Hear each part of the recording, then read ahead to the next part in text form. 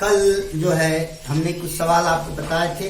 अभी एक्सरसाइज जब हम लोग शुरू करेंगे तो उस पर और सवाल लगाएंगे, समझेंगे। तो मुझे लगता है बेसिक कॉन्सेप्ट आपको समझ में आ गया होगा कि अगर हम किसी आवेश पर अगर हम बल निकालना चाहते हैं तो उस आवेश के आसपास जितने भी अन्य आवेश हैं उनके कारण उस आवेश पर कितना बल लग रहा है उसको हम ज्ञात कर लेंगे, फिर उसके बाद उसका परिणाम ही निकाल देंगे। ये सारी बातें हम लोगों ने सीखी हैं, समझी हैं, जानी हैं और सवाल कल बताए गए। तो आपको कॉन्सेप्ट दिमाग में रखना है, कैसे सवाल को लगाना है। कोई समस्या होगी तो पूछेंगे, एक्सरसाइज में हम लोग और सवाल लगाएंगे। अब हम बढ़ते हैं अगले टॉपिक पर और जिसका नाम है विद्युत क्षेत्र। विद्युत क्षेत्र, इलेक्ट्रिक फील्ड। क्या नाम है इसका? Electric field. अब ये क्या है? विद्युत क्षेत्र क्या है? किसी आवेश के चारों ओर का वह क्षेत्र, किसी आवेश के चारों ओर का वह क्षेत्र जिसमें कोई अन्य आवेश आकर्षण या प्रतिकर्षण का अनुभव करता है। किसी आवेश के चारों ओर का वह क्षेत्र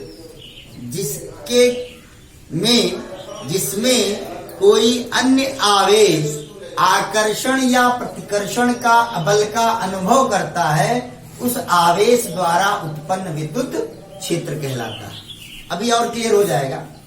मान लीजिए कि सपोज कीजिए कि यहां पर कोई धन आवेश रखा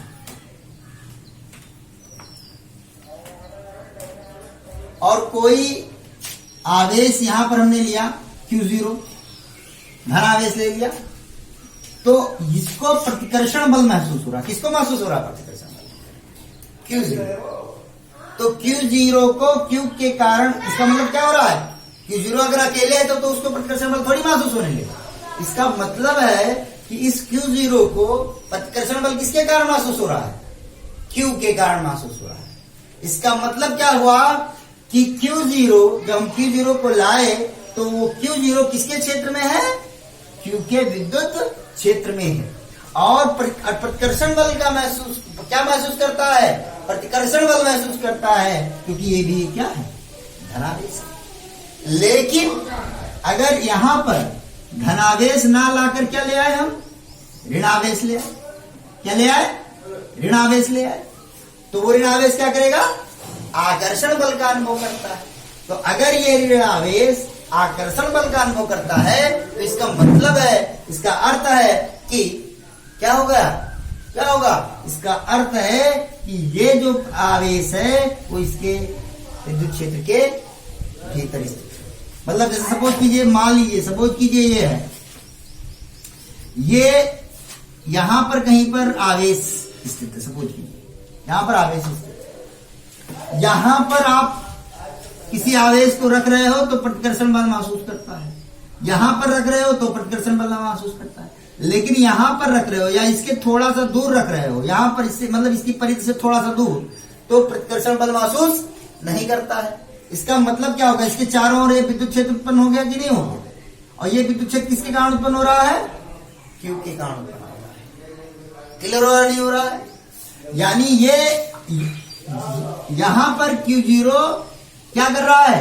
आकर्षण बल का अनुभव करता है, इसलिए इसके विद्युत क्षेत्र के अंदर है। लेकिन यहां पर अगर यहां पर आवेश को रखा जा रहा है तो उस पर कोई भी आकर्षण बल या प्रतिकर्षण बल महसूस नहीं होता है। यहाँ पर प्रतिकर्षण बल हो रहा है। क्या हो रहा है? यहाँ पर प्रतिकर्षण बल महसूस करता है, लेकिन यहाँ पर ना कोई प्रतिकर्षण बल महसूस करता है ना कोई आकर्षण बल महसूस करता है। इसका मतलब क्या है कि ये जो आवेश है वो इसके विद्युत क्षेत्र के बाहर है। क्लियर हुआ कि नहीं हुआ? समझ में आ गया? नहीं आ गया? बात समझ नहीं आ गया? मुझे लगता है क्लियर हो गया होगा। तो विद्युत क्षेत्र किसे कहते हैं? किसी आवेश, जैसे ये आवेश है, के चारों ओर का वह क्षेत्र जिसमें कोई अन्य आवेश प्रतिकर्षण बल या आकर्षण बल का अनुभव करता है, वो क्या है? विद्युत क्षेत्र है। यानी अगर आपसे कोई पूछता है कि अगर इस तरह की स्थिति में क्यू आवेश के कारण उत्पन्न विद्युत क्षेत्र क्या होगा, ये होगा। कॉन्सेप्ट क्लियर हुआ कि नहीं हुआ? सुना है नहीं आ गया? बात समझ में आ गई? मुझे लगता है ये बात समझ में आ गई होगी, कोई दिक्कत नहीं है। अब हम लोग आगे बढ़ते हैं। तो विद्युत क्षेत्र में आ गया किसी आवेश के चारों ओर का वह क्षेत्र जिसमें कोई अन्य आवेश आकर्षण या प्रतिकर्षण का अनुभव करता है, वो क्षेत्र क्या कहलाता है? विद्युत क्षेत्र कहलाता है। क्लियर हो गया? आगे बढ़े। अब बात आती है विद्युत क्षेत्र की तीव्रता। देखिए शब्द है विद्युत क्षेत्र की तीव्रता।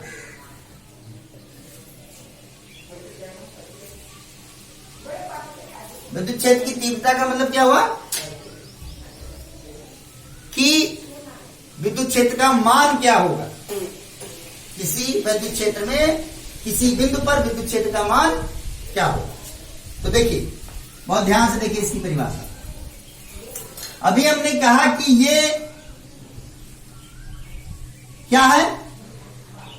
एक आवेश। क्लियर हो? और ये इसका क्या है? विद्युत क्षेत्र है। एक आवेश हमने यहां पर रख दिया Q0, इसके विद्युत क्षेत्र के भीतर। बहुत ध्यान समझिएगा, ये एक आवेश हमने लिया Q और इस Q के कारण उत्पन्न विद्युत क्षेत्र लिया। इस विद्युत क्षेत्र के भीतर यहां पर हमने एक आवेश रख दिया। इस आवेश को परीक्षण आवेश कहते हैं। Q0 को कौन सा आवेश कहेंगे? परीक्षण आवेश।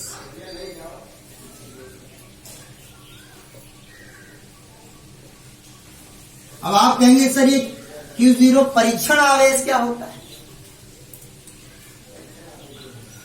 परीक्षण आवेश का मतलब यह है कि Q0 बहुत सूक्ष्म आवेश है।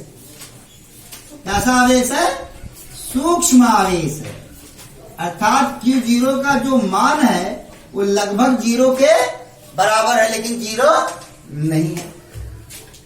यानी Q0 किसको अटेंड कर रहा है? 0। यानी बहुत ही सूक्ष्म आवेश है।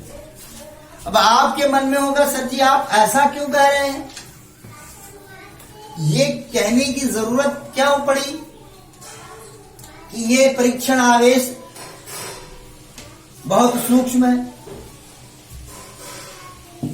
कारण सुनिए, हम किसके कारण विद्युत क्षेत्र किसके कारण उत्पन्न विद्युत क्षेत्र की तीव्रता प्राप्त करना चाह रहे हैं? इस Q आवेश के कारण। यदि इस आवेश का मान कुछ हो गया तो क्या इसके कारण विद्युत क्षेत्र नहीं उत्पन्न होने लगेगा? उत्पन्न होने लगेगा। तो क्या आप विद्युत क्षेत्र का जो मान निकालेंगे वो सही रहेगा? नहीं रहेगा। क्यों?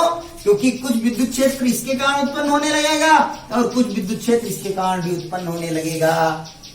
इसलिए यहां पर जो आवेश लिया गया है, परीक्षण आवेश लिया गया, अर्थात उसका मान लगभग 0 के बराबर है। अर्थात इसके कारण जो विद्युत क्षेत्र उत्पन्न हो रहा है वो लगभग 0 के बराबर है। क्लियर हुआ कि नहीं? तो इस स्थिति में हम जो विद्युत क्षेत्र की जो तीव्रता निकालेंगे वो किसके कारण प्राप्त होगी? इस Q आवेश के कारण। समझ आया कि नहीं आया? बात समझ आया कि नहीं है? क्लियर हुआ कि नहीं हुआ? समझ आया कि नहीं आ गया? तो Q0 को सूक्ष्म आवेश क्यों लिया गया? समझ आ गया? परीक्षण आवेश हो गया। एक तरह से टेस्ट किया जा रहा है, इसलिए टेस्टिंग चार्ज। किसके कारण उत्पन्न विद्युत आवेश की बात कर रहे हैं? विद्युत क्षेत्र की बात कर रहे हैं Q के कारण।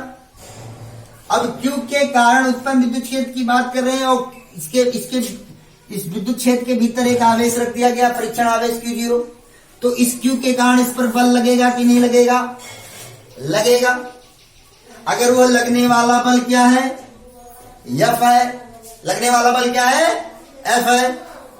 लगने वाला बल क्या है? F है। क्लियर हो रहा नहीं हो रहा है? तो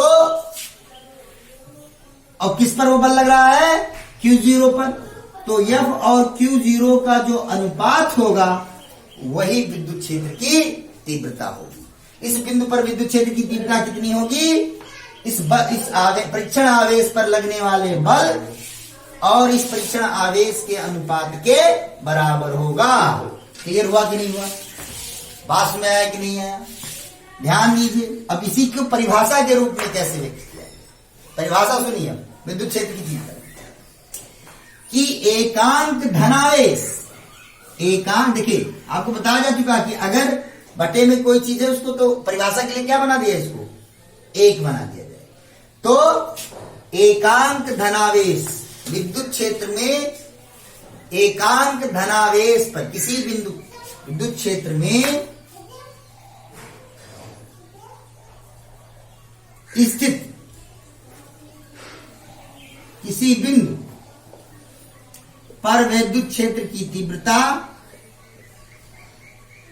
पर विद्युत क्षेत्र की तीव्रता उस बिंदु पर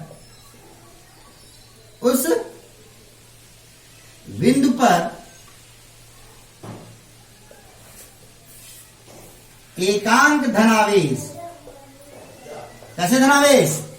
एकांक धनावेश पर लगने वाले बल के बराबर होता है। विद्युत क्षेत्र में किसी बिंदु पर विद्युत क्षेत्र की तीव्रता उस बिंदु पर एकांक धनावेश पर लगने वाले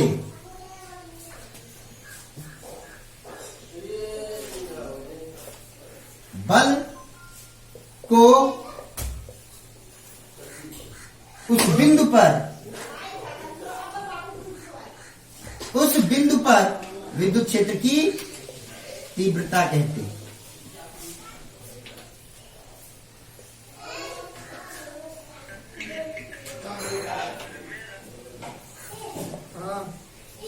क्लियर हुआ कि नहीं हुआ? विद्युत क्षेत्र में किसी बिंदु पर विद्युत क्षेत्र की तीव्रता उस बिंदु पर एकांक धनावेश पर लगने वाले बल को उस बिंदु पर विद्युत क्षेत्र की तीव्रता कहते हैं। जैसे ये है, यहां पर लगने वाला, इसके Q के कारण Q0 पर लगने वाला बल क्या है? F है, और उसको Q0 से क्या कर दिया आपने? भाग कर दिया, तो आपको क्या मिल जाएगा?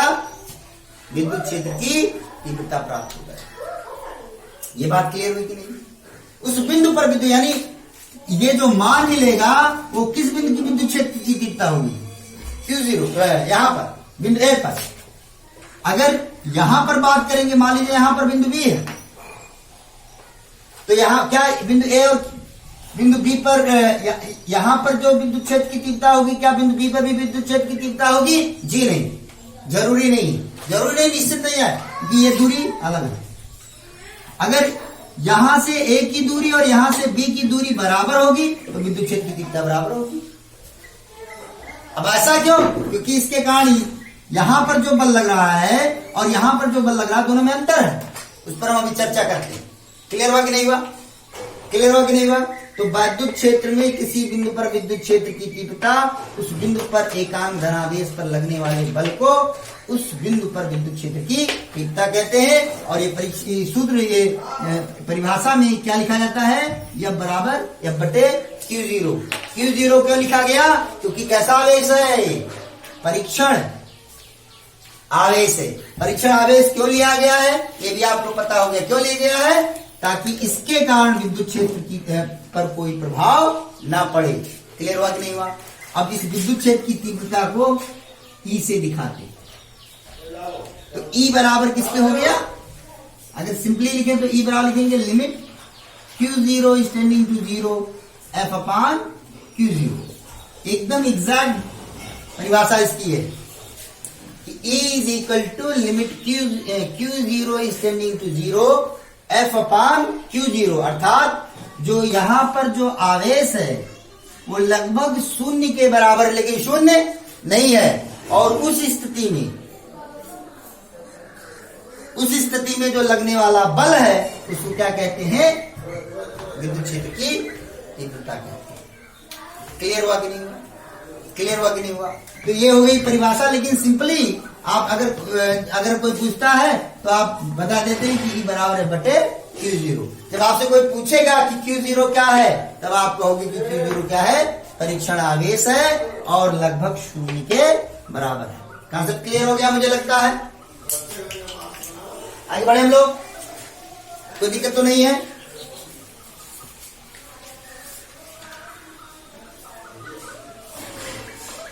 तो यहां से आपने सीखा कि ये हो गया विद्युत क्षेत्र की तीव्रता।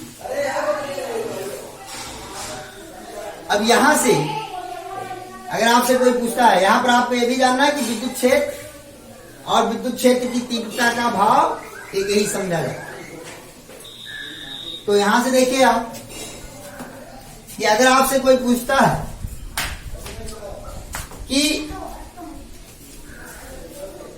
वैद्युत क्षेत्र की तीव्रता ई बराबर किसके होगा, तो आप कहोगे एफ अपान Q0। क्लियर हो गया।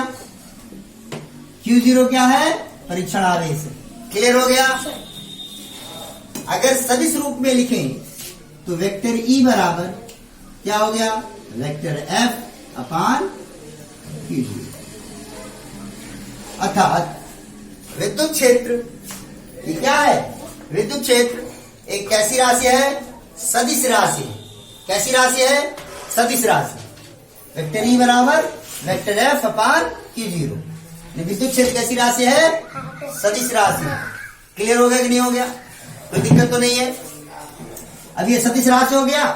अब इसका मात्रक देखते हैं। तो मात्रक देखेंगे विद्युत क्षेत्र का मात्रक। तो विद्युत क्षेत्र का मात्रक क्या होगा,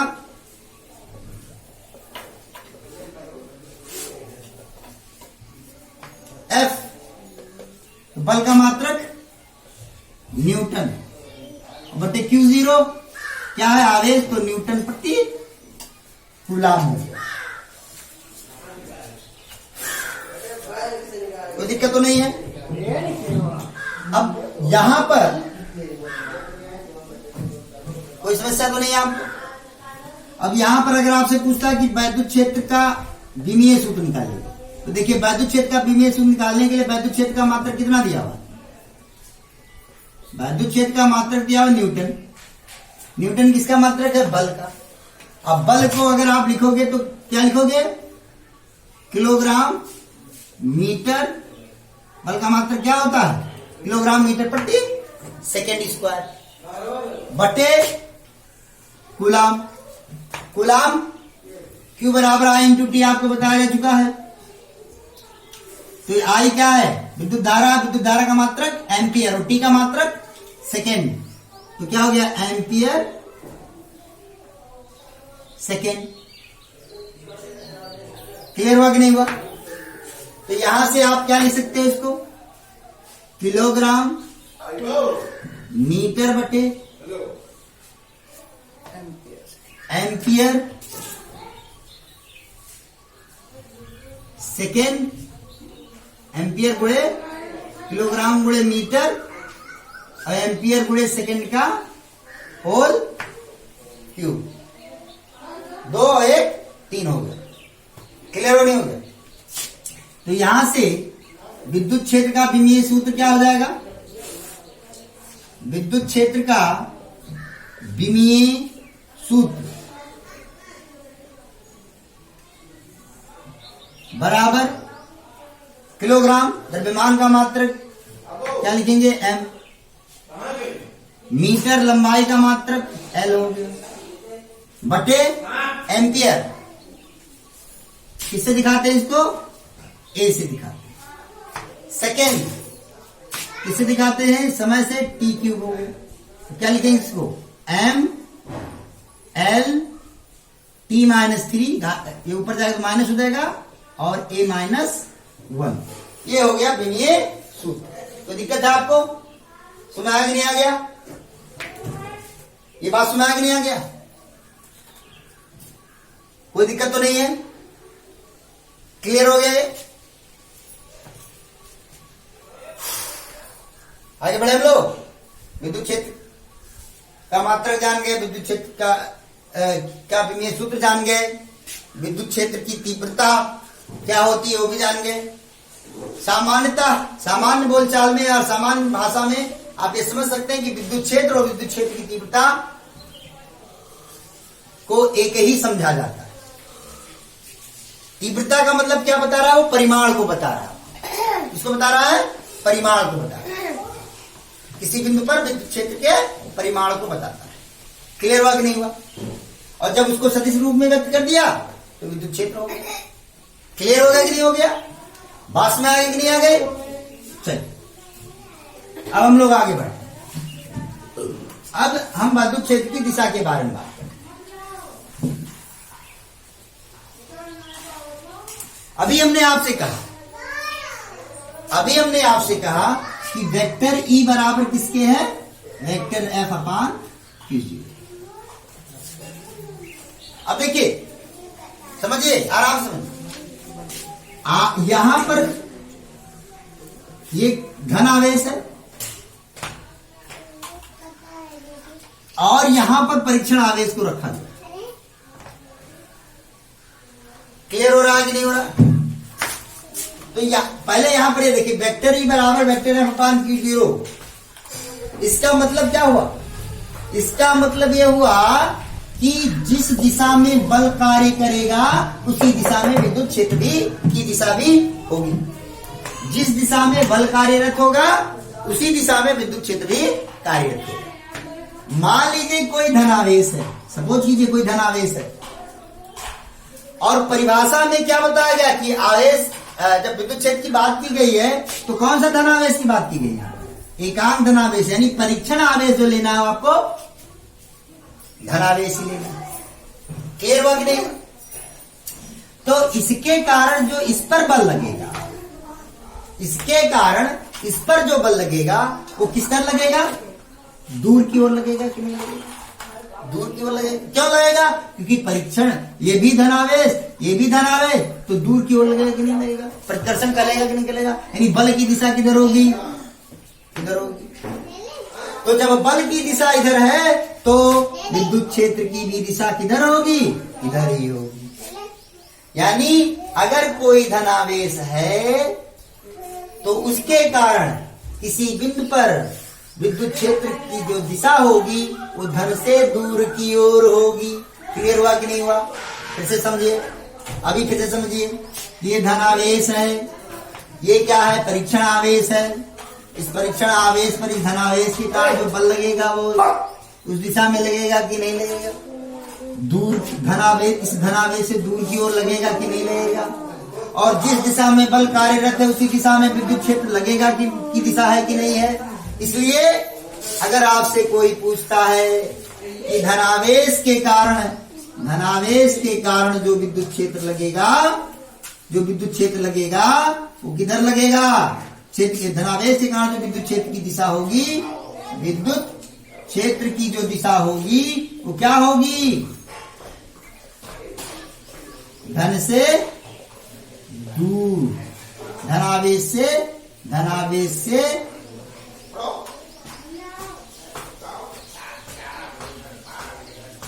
दूर। क्लियर हुआ?